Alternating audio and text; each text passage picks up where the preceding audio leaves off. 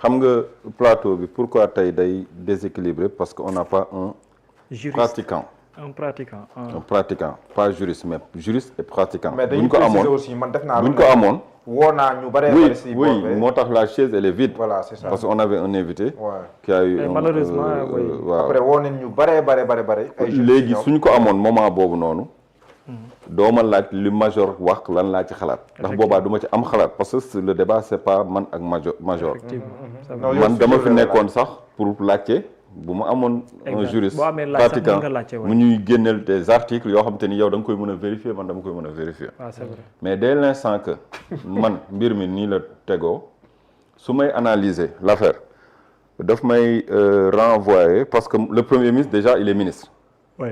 Il est ministre. Peut-être il est le chef des ministres. C'est lui qui coordonne l'action gouvernementale, mais c'est un ministre. C'est comme le président de l'Assemblée nationale qui est avant tout député. Bu fekkee le premier ministre, il est membre d'un gouvernement où on parle de collégialité, de solidarité gouvernementale. Donc tout ministre qui est en exercice, donc en principe, ne devrait pas poursuivre quelqu'un. C'est ça. Et pourtant, Mame Mbaye Niang, il était ministre lors du procès pour diffamation. On a condamné Ousmane Sonko opposant alors que ki mu ko seqaloon c'était contre un ministre de la République. Mais moment boobu on ne pouvait pas parler de ministre parce que c'était deux citoyens qui avaient des bisbilles. Mame Mbaye Niang citoyen, il n'y avait pas de casquette de ministre. Ousmane Sonko citoyen. Foofu la yëf yi tolloon. D'accord. Ba pare jamono yooyu Ousmane Sonko n'était pas membre d'un gouvernement. Le procès en révision, ça veut dire que c'est un procès en cours. Puisque conseil constitutionnel nu ñu ko waxati Cour suprême ci loi organique Cour suprême dañ ko prévoir la révision d'un procès wala la réouverture d'un procès. C'est parce que c'est toujours on poursuit une logique. C'est une continuité d'un procès. Il y a un élément nouveau et il est possible de revoir le jugement. Donc c'est toujours la continuité. L'affaire a démarré avant que Sonko ne soit Premier ministre. Et au moment où Mame Mbaye Niang était ministre de la République, donc il pouvait y avoir solidarité gouvernementale. Tout le gouvernement derrière le ministre.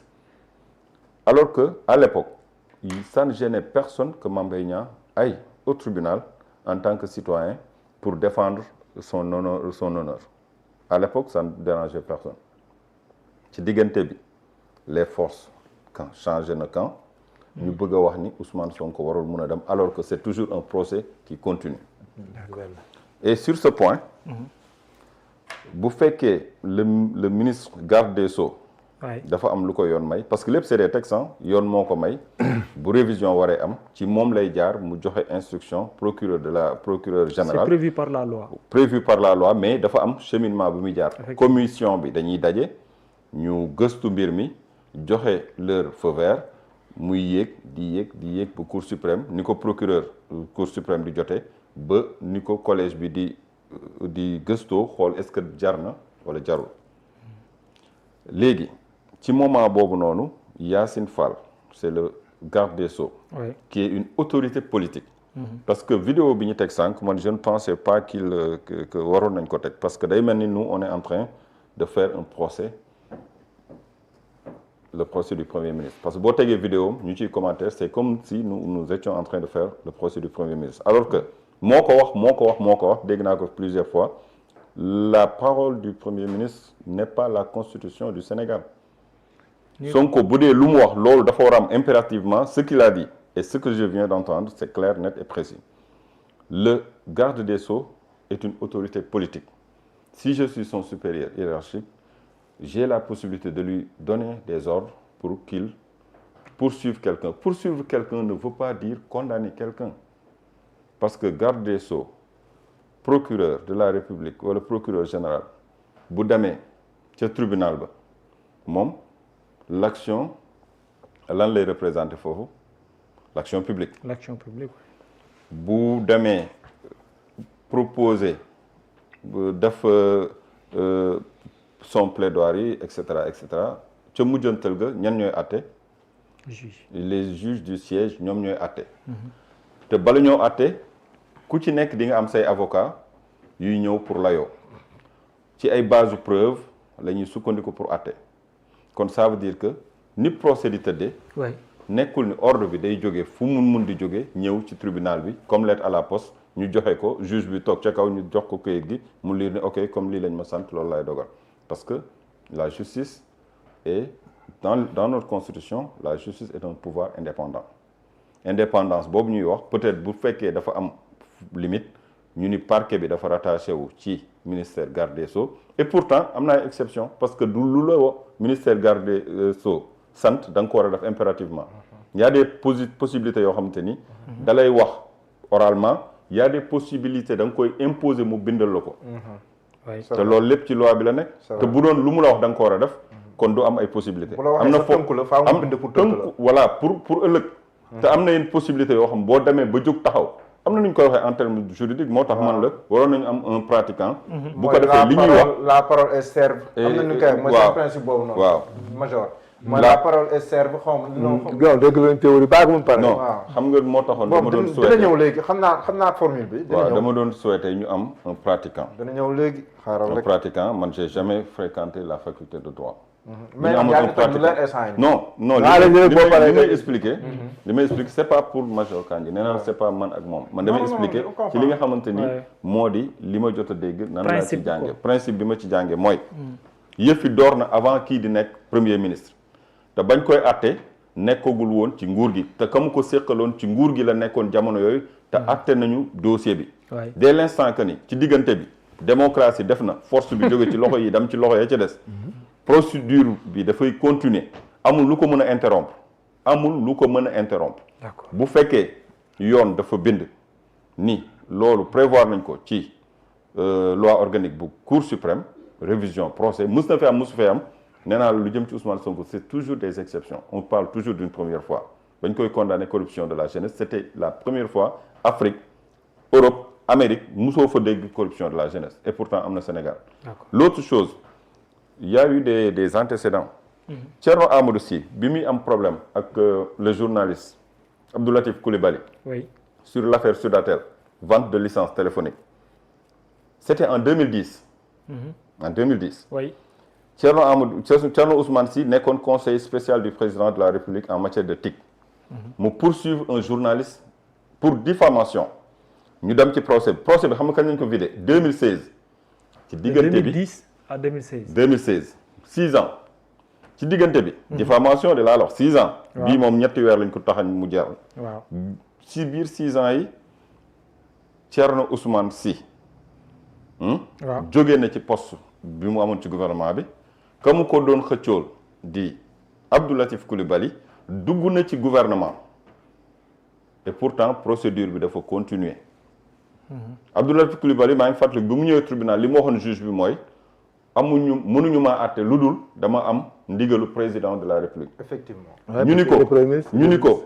procédure bi ba muy door nekkoo woon ministre de la République c'est ça te loolu la ko juge bi wax juge bi loolu la ko wax jurisprudence kon exception yooyu nga bëgg a créer mënul nekk ndax procédure bi ba muy door nekkoo woon ministre de la République et pourtant daan nañ ko en tant que ministre de la République dañ ko daan c'est ça n'est-ce pas donc ça veut dire que continuité bi après lu benn non mais doguma li nga doon sànq principe bi gisaat naa ko la plume est serve mais la parole est libre waaw la plume est serve la parole libre mooy c'est ce qu'on appelle des faits signalés le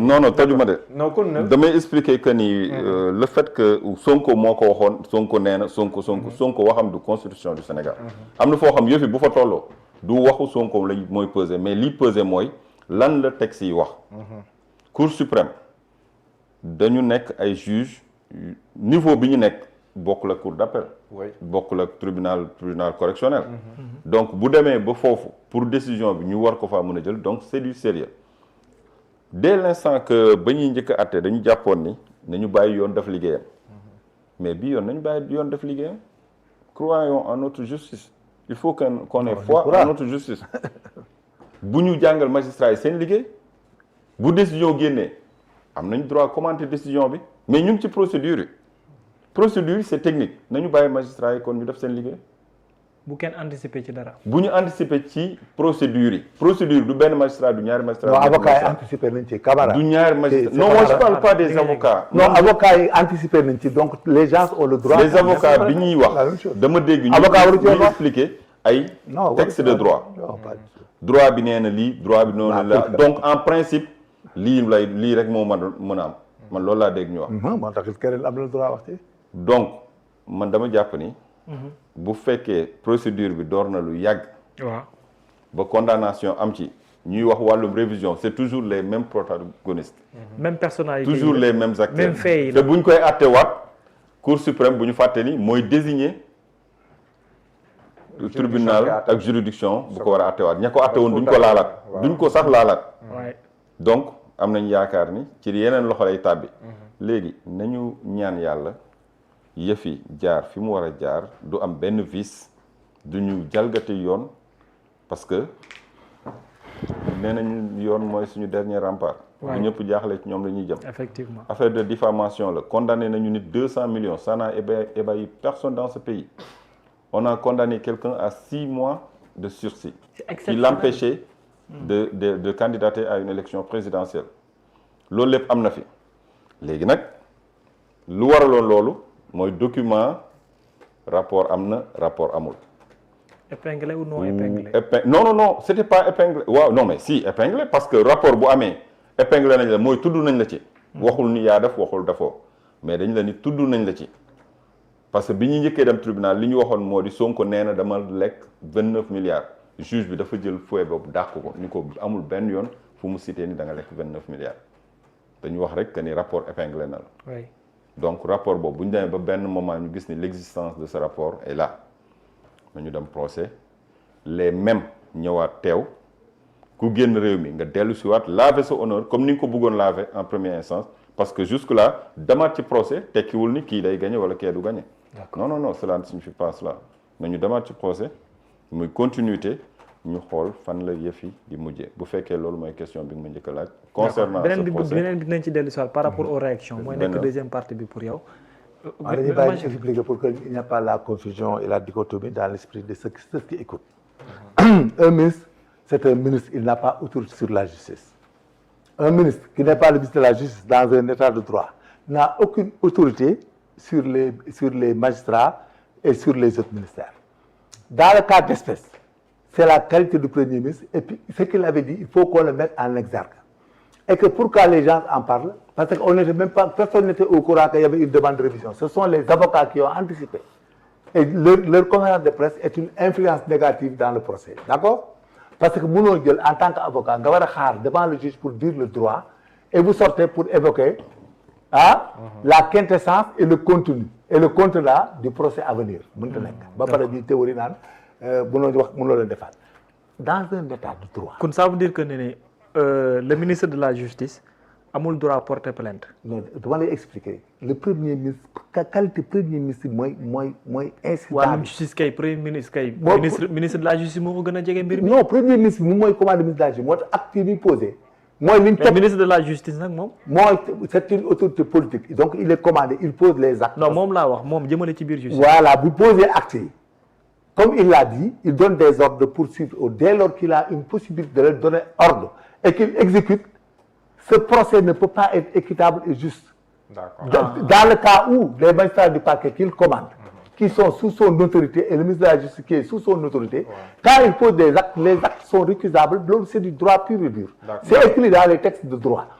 Les ministres là qui sont dans le gouvernement n'ont pas autorité sur la justice. Ceux qui ont autorité sur la justice, c'est le président de la République, le premier ministre et le ministre de la Justice. ñaari principe la Bira indi xam solo la solidarité gouvernementale. Non, ça c'est la théorie elle est subjective. Non, la Constitution dit que le gouvernement est solidaire et exigeant. Non, est solidaire dans les mesures étatiques, dans les décisions étatiques. Mais la solidarité, une personne d'un ministre qui a un problème à partir quelque part, ne peut pas avoir une incidence dans la justice parce que là-bas, quand tu penses à ça, là-bas, c'est là où il y a une faute. Parce que là-bas, tu penses subjectivement. C'est la subjectivité de dire que oui, comme ministre, dañ koy jàppale. duñ ko jàppale et pour preuve ils ont condamné le gars. Maintenant nag comme il a dit le premier ministre là vidéo bi ñu teg ba ñu bañ ñu teg ko mais c'est lui qui l'a dit dans un pays il y a l'histoire il y a la jurisprudence il faut que les gens tiennent en compte parce que c'est lui qui a fait comprendre que le ministre de la Justice est une autorité politique quand je lui dis de faire il le fait il appelle le procureur il appelle le procureur ils font ce qu'on a dit de faire cette personne qui a cette autorité sur une justice comme au Sénégal ne peut pas rester aujourd'hui mais si mais il y en a beaucoup qui vont demander à révision de la révision là ko ni ko xool ba mu jeex il y a des hommes de tenue qui ont été révoqués il y avait des erreurs mais ils ont été révoqués malheureusement après il y a des fonctionnaires qui ont été radiés au Sénégal par des erreurs il y a des gens qui ont été condamnés mais toutes ces personnes vont venir mais est-ce qu'on va reprendre tout mais ce qui est à retenir à l'instant c'est un premier ministre comme il l'a dit lui-même dans un état de droit avec une justice francophone munoo toog am autorité sur le haute nga taxaw ne réviser ma sama procès defal ma nangam loolu buñ xamul da li olof naan xel sax day tey. D'accord Birame da ngay réagir wala nga deuxième point bi. réaction Mame Mbaye Niang bi. Je sais même plus où est-ce que j'en étais xamatuma sax fu ma nekkoon. waaw sur la réaction de Mame Mbaye Niang parce qu'il a dit que ni moom dara maanaam dara ébranlé wu ko amul lu mu ci tiit amul ci leneen même s'il n'a pas encore confirmé s'il va venir oui ou non. nee na rapport bi ñuy wax ni tamit y a Cheikh Diba qui l'a approuvé en 2024 mais lii daal dafa jàpp ne mbirum kasaw la mais l'essentiel est déjà. Cheikh Diba moo approuvé rapport bi wala moo instruire l'enquête. parce que y a c'est deux choses le rapport kañ lañ ko instruire kañ lañ yónni IGF pour mu def enquête c'était sous Amadou Ba léegi Cheikh Diba lan la approuvé ci rapport bi donc en principe. c'est la question qu'on se pose parce que. mais le rapport existe. lu ñu approuvé kon dafa exister ba pare alors qu'au début on nous a fait croire que rapport amul du IGF du Cour des comptes amul benn rapport bu ñu mën a génne bu jëm ci wàllum Prodac c'est ce qui se disait à l'époque léegi finalement kii moo ko approuvé kay approuvé wu ko kon rapport am na n'est-ce pas donc l'existence du rapport est réelle finalement vocabulaire bi commencé na changer Cheikh Diba moo ko approuvé en 2022 2023 2024 instruire ko woon nekkul woon ministre des finances il y avait le ministre du nom de Amadou Ba Amadou Ba jógee na ministère des finances depuis lan depuis ay 2000 après élection présidentielle 2019 la fa jógee donc ça veut dire que ba ñuy instruire l'affaire Prodac c'était bien avant l'élection de 2019 la ñu yónni IGF parce que Amadou Ba taxaw na ni moom moo commandité IGF mu dem gëstu wàllum Prodac ak Brune 2000 ak tout ce qui s'est passé là-bas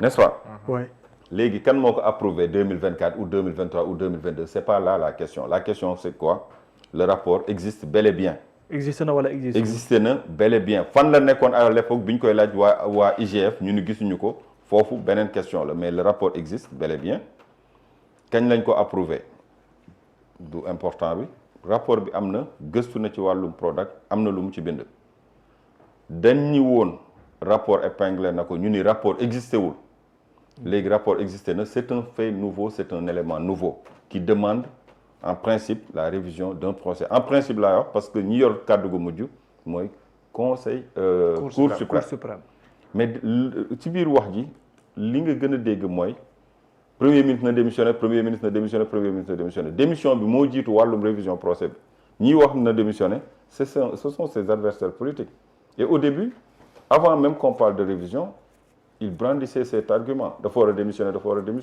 là aussi il nous demande il nous exige sa démission est-ce que dañuy dem procès wala duñu dem procès bon loolu nee naa la yeggaguñ ci parce que Cour suprême moom mooy décider te bu décider dañuy dem te suñu demee li ñuy souhaiter en tant que sénégalais mooy que le droit soit dit rien que le droit d'accord hypothèse bi ma ko posé sànq moom laa la bëggoon jox su fekkee procès dafa am waaw su fekkee procès dafa am ndax yaa ngi xaar ñaari parti yëpp ñu teew comme prévu mais enjeu politique bi lan lay nekk ji pour yow enjeu politique non enjeu politique warul mën a am ci procès bi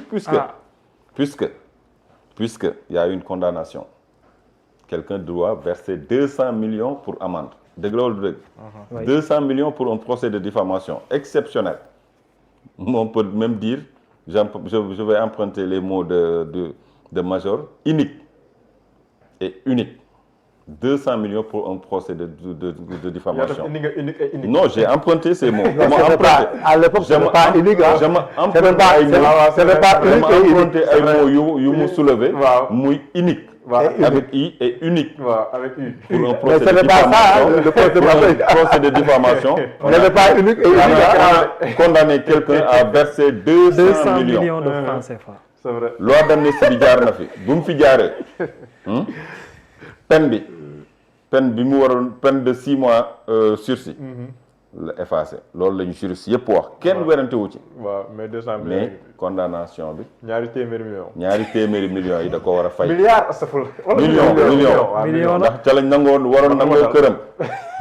génne njaboot gi ci mbedd mi. jël kudd lu chèque na lijjanti nu mu jël kudd lu chèque ci noir yëpp xoolal na lijjanti kon 200 millions yooyu sinon day wëy ci ay ndoddam. n'est-ce pas kooku noonu dafa bëgg a laver honneur am waaye rawale waale këram bi ñu bëgg a nangu keneen ki à l'époque dañu woon honneur la kii tamit honneur lay wax. kon ku nekk da nga bëgg a laver sa honneur ñaari nit nag bu ñu dajee ci wàllum laver seen honneur. bu dee yow sa honneur.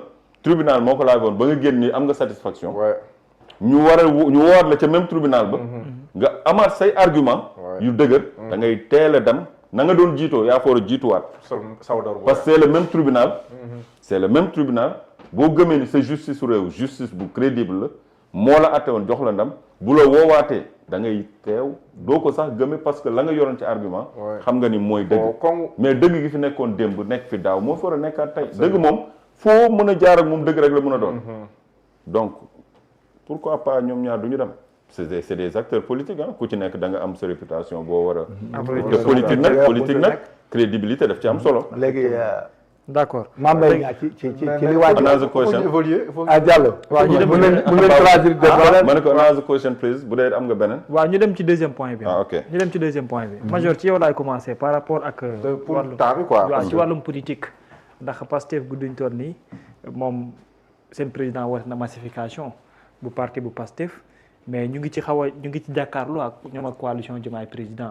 au même moment tamit yéen waa ko jegi APR ak yeneen ñooñ.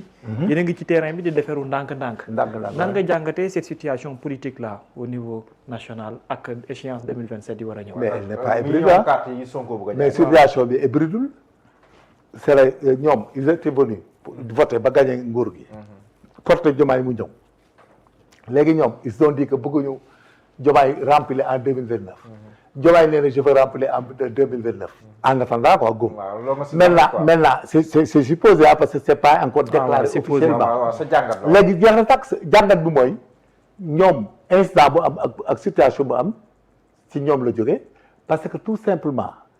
su Diomaye ñaari hypothèse la si Diomaye disait que je me présente pas en 2029 Ousmane Sonko koy présenté wu coow li jeex su Ousmane Sonko waxoon ne Diomaye mooy présenté en 2029 man je me présenterai en 2035 mais coow li jeex donc la situation là c'est entre ñoom ñoo indil seen bopp problème ñoo indi coow opposition la fi muy taxaw rek lay taxaw mooy day continuer à s'organiser et à conquérir le pouvoir et à participer au débat public pour défendre ses intérêts c'est très simple mooy li ñu doon théorie léegi les théories fii Sénégal ñëpp a xam dara ku nekk ne mën nga wax pour peut-être défendre tes intérêts ak sa parti mais ñun en tant que parti on va se massifier on va essayer de conquérir le pouvoir et on prend acte à tous les manquements et à tous les errements pour ëllëg mu nekk notre argument de gouverner pour gouverner noonu la réew di doxee. mais yéen lan moo nekk gum seen ay actes yu ngeen teg. non actes yi posé c'est dans la mesure où Pastef dans la massification di demander 1 million de cartes. mais ils n'ont qu'à demander on verra. nouvelle responsabilité moom dimanche bii ñu dëgmal daan nañ jaay ay cartes. loolu la ñuy doon nouvelle responsabilité. Amadou Ba waaw Amadou Ba. yéen moom lan ngeen. mais ñun on a des militants de fait donc xam ne yàgg nañ ak ñun historique xam nga politique c'est comme le caméléon.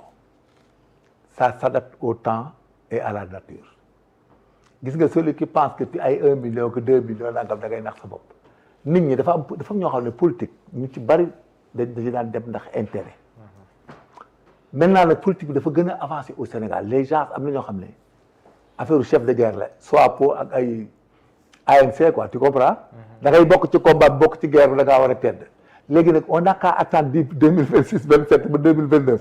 gars yi bokkoon ci guerre bi ak projet bi ñoom la ñuy xaar ñun ba ñoom ñu réagir ba pare.